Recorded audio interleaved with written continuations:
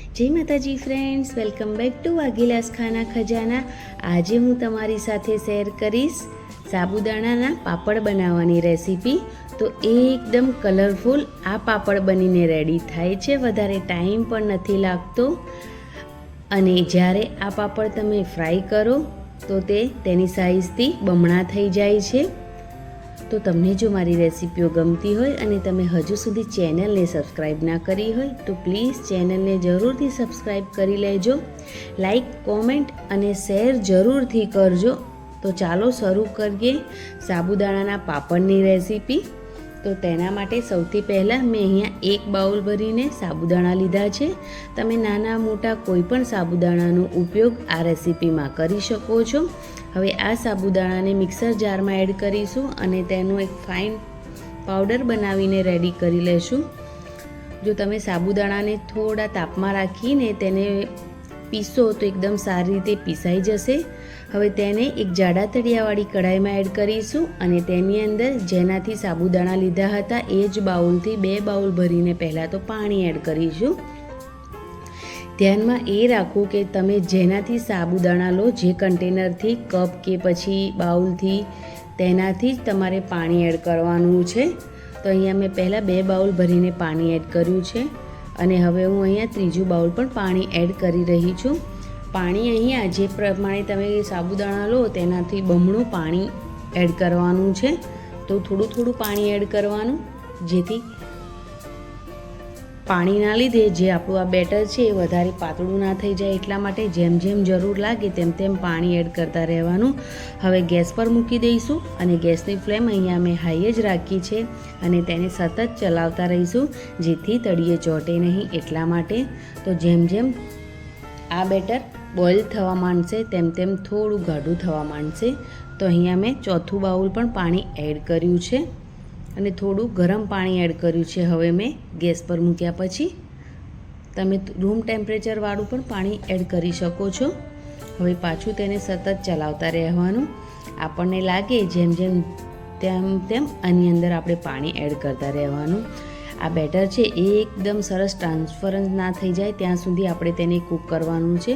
હવે જે ગેસની ફ્લેમ છે તેને મીડિયમ કરી દેવાની છે અને પાછું મેં અડધો બાઉલ પાણી એડ કરી દીધું છે. એટલે 1 બાઉલ સાબુદાણામાં મેં 4.5 બાઉલ પાણી એડ કર્યું છે. તમારે વધારે કે ઓછું પાણી થઈ શકે છે. હવે પાછું તેને સતત ચલાવતા રહીશું જ્યાં સુધી એકદમ સરસ ટ્રાન્સફરન્સ આ સાબુદાણા ના થઈ જાય ત્યાં સુધી તેને સતત ચલાવતા રહેવાનું અને પાણી એડ કરવાનું જે પ્રમાણે જરૂર લાગે એમ. હવે તમે જોઈ શકો છો કે સાબુદાણા એકદમ સરસ થીક પણ થઈ ગયા છે અને એકદમ સરસ ટ્રાન્સફરન્સ પણ થઈ ગયા છે. તો બસ હવે ગેસની ફ્લેમ બંધ કરી દઈશું અને ગેસ પરથી તેને નીચે ઉતારી લઈશું અને હવે તેને થોડા ઠંડા કરી લઈશું. તો થોડું ચલાવતા રહીશું. અત્યારે જેટલા થીક છે એટલા ઠંડા થઈ જશે એટલે થોડા વધારે થીક થઈ જશે. તો અહીંયા સાબુદાણા ઠંડા થઈ ગયા છે અને મેં તેને 4 બાઉલમાં ટ્રાન્સફર કરી લીધા છે, કેમ કે આપણે તેને કલરફુલ બનાવી રહ્યા છે. તો અહીંયા પહેલા બાઉલમાં મેં થોડો ગ્રીન ફ્રૂટ કલર એડ કર્યો છે, પણ જો તમારે ફ્રૂટ કલર એડ ના કરવો હોય તો તમે સ્કીપ પણ કરી શકો છો. વ્હાઈટ સાબુદાણાના પાપડ પર બનાવી શકો છો. થોડો યલો કલર એડ કર્યો છે.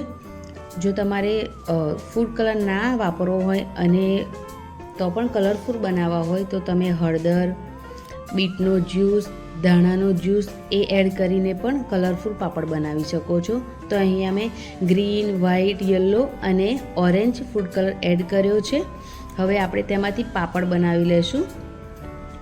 તો અહીંયા ચમચની મદદથી એક પ્લાસ્ટિક પર આપણે પાપડ બનાવી લઈશું. તો જે પ્રમાણે તમારે જેટલી મોટા સાઇઝમાં પાપડ બનાવવો હોય એ પ્રમાણે તમે પાપડ બનાવી શકો છો. તો અહીંયા હું થોડા નાની સાઇઝમાં પાપડ બનાવી રહી છું. તો તમે થોડું બેટર લઈને આ રીતે ચમચની મદદથી ફેલાવશો તો આરામથી પાપડ બની જાય છે, વધારે ટાઈમ પણ નથી લાગતો. તો અહીંયા મેં વ્હાઈટ પાપડ પણ બનાવી દીધા છે.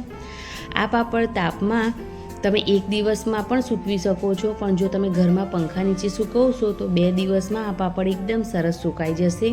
તો અહીંયા મેં ઘરમાં જ સૂકવ્યા હતા તો 2 દિવસમાં પાપડ સુકાવવા માટે ટાઈમ લીધો હતો. તમે તાપમાં પણ સૂકવી શકો છો. તો અહીંયા એવા કલરફુલ પાપડ સુકાઈને રેડી થઈ ગયા છે. ઘરમાં 2 દિવસમાં આ પાપડ સુકાયા હતા.